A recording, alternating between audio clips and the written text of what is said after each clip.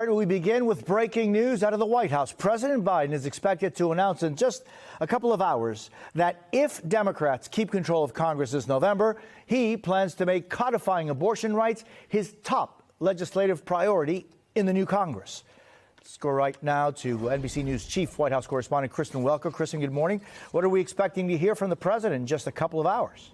Hi, Jose. Well, that is the big headline. According to a Democratic official, President Biden is going to say when he talks about this today, a little bit after noon, that if Democrats retain control of Congress, that the very first piece of legislation that he will send to Congress will be a bill to codify Roe v. Wade, with the hope of getting it passed by the 50th anniversary of Roe v. Wade on January 22nd.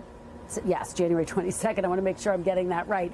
Now, this is significant, of course, because it comes after Roe v. Wade was overturned, and it comes after the president and Democrats have faced some criticism for not having acted in this way, not having made abortion rights more of a priority when he first took office, for example. But, of course, the counterpoint to that is that they didn't expect Roe v. Wade to be overturned when it was. According to a Democratic official, the president will speak about the choice that voters face this November between Republicans who want a national ban that would criminalize doctors for performing care and Democrats who want to codify Roe into law to protect women's reproductive freedom.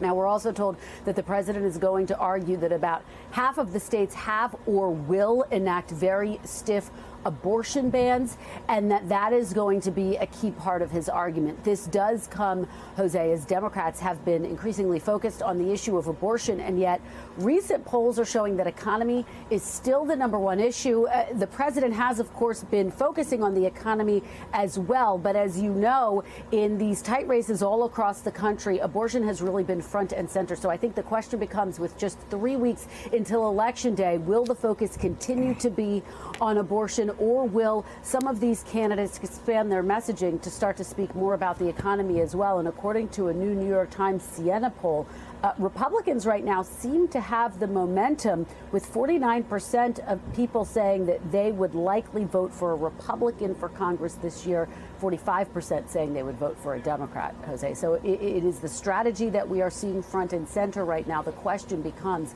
will the messaging expand as we get closer to Election Day?